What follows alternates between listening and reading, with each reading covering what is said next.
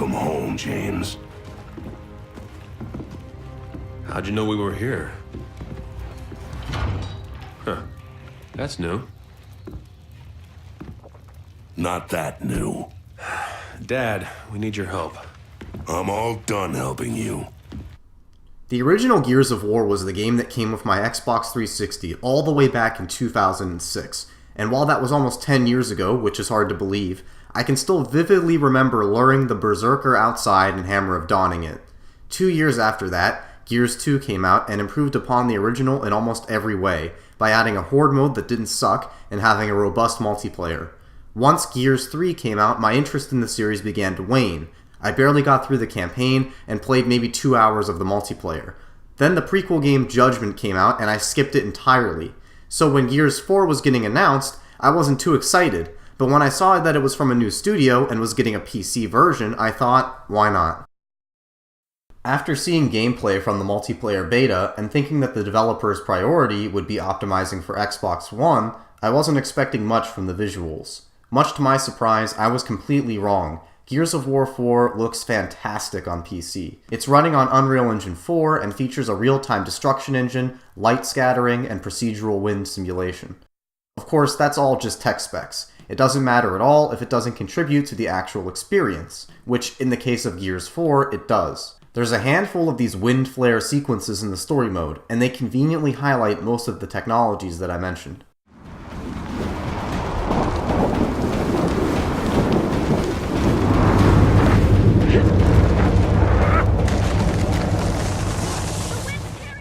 It gets better though. Not only does it look great, but it also runs great on PC.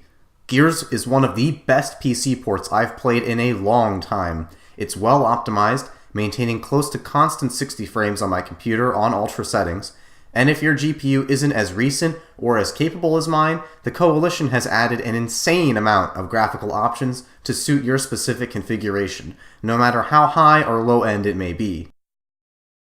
The game even has full support for 21:9 ultra-wide, which is how I played it outside of the footage I took for this video. It has to be one of the best looking games I've ever played, and is without a doubt a technical masterpiece in and of itself. Now this is actually the third Windows 10 Store game I've played, and it's by far the best experience I've had with the platform.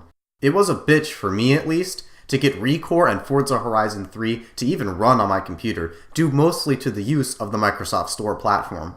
I'm happy to say that I had zero issues getting Gears 4 to run. I just downloaded it, started it up, and it worked, like it should.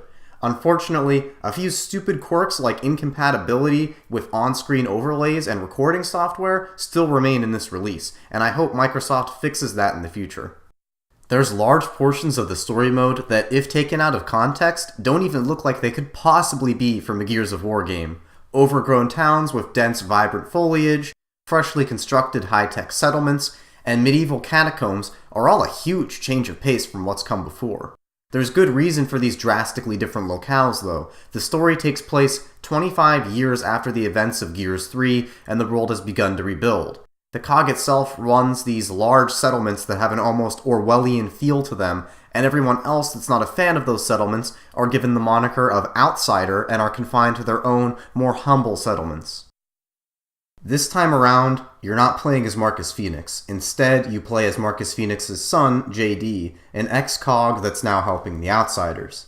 His personality is in stark contrast to his father's. With JD, they're going for a more Nathan Drake, Paul Rudd, wise-ass type character, something more lighthearted than you would expect from Gears. That's the overall tone of this campaign, too. While it's still an apocalyptic and at times bleak game, it doesn't have the overwhelmingly oppressive mood that Gears 1 and 2 did. It's more reminiscent of an Uncharted game. I can certainly see this being a point of contention for longtime fans, but for me, it's a refreshing change of pace for the series. While I admittedly don't like these new characters as much as I did the original cast, I would have disliked even more if they had tried to emulate what had already been done in the prior 3 games. In my opinion, the series was getting stale, something had to change, and it did. During the campaign, JD is accompanied by his lifelong friend Del and his newer outsider friend Kate, both of whom are fine but not really noteworthy. Marcus Phoenix also appears in this game quite early on, and he now looks like Geralt from The Witcher. I'm glad they put him in the game. He brings a different perspective that these new characters cannot, and he'll often remind you of events that you may have forgot from the previous games.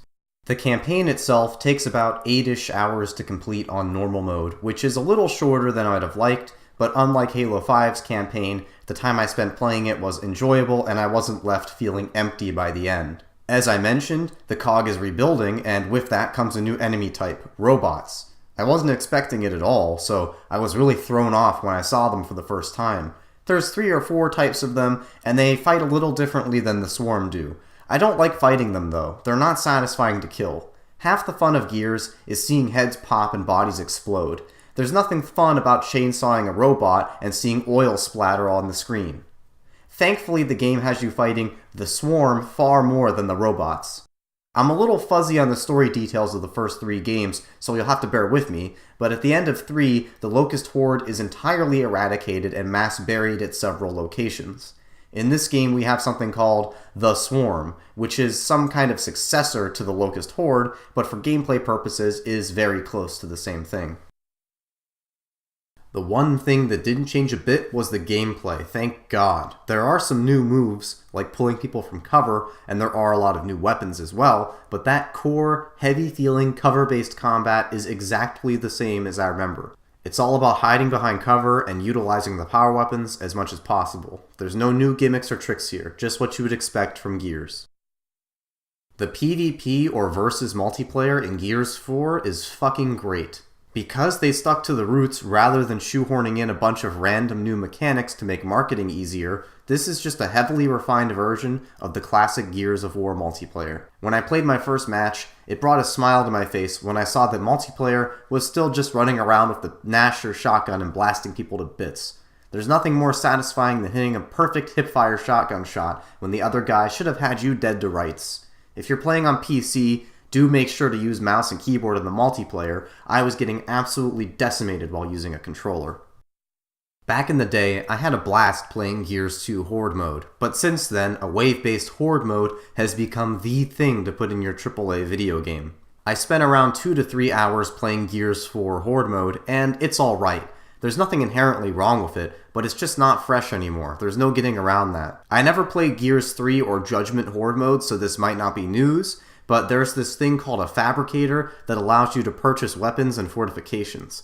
Horde mode is still all about saving those crucial power weapons for the big boss fights, even if the randoms you're playing with aren't aware of that. If you're a PC player with Xbox One friends or vice versa, you'll be happy to know that you can enjoy Horde mode with your friends regardless of platform, with the exception of versus multiplayer for obvious reasons.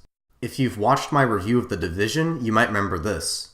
These civilians, or take out this gang leader. And of course, every gang leader is just a yellow bar bullet sponge that has a little bit more armor on him aesthetically. In the video here, I'm showing one who has the imaginative name of Trigger Mike, presumably because the moniker Killer Mike was already taken by the Atlanta rapper. Well, he's actually a playable character in Gears 4 along with LP. I'm not joking, they're coming out on the 1st of November. I'm going to bitch about microtransactions in the next paragraph, but I can't help it. I have to support real hip-hop. I fucking love these guys. It's crazy that they'll actually be in the game.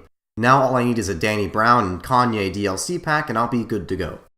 Presumably under the direction of Microsoft, there's a Halo 5 rec pack type system here, which is how you acquire cards for Horde mode and all aesthetic items. And of course, you can pay for it with real money. I didn't fuck with the system at all in my time playing, and I'm still not sure how the Horde mode card component even works, but the pack system doesn't seem too integral to my enjoyment of the game. However, I'm still not thrilled that the microtransactor has made yet another appearance in a Microsoft release.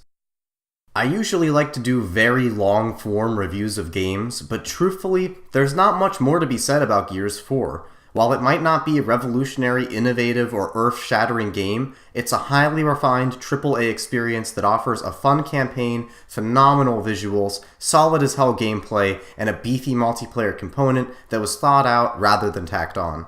As an added bonus, it's also the best PC release of the year yet. I'm feeling around an 8 out of 10 on Gears of War 4. It's a great game, and I highly recommend it to anyone who's enjoyed the prior games.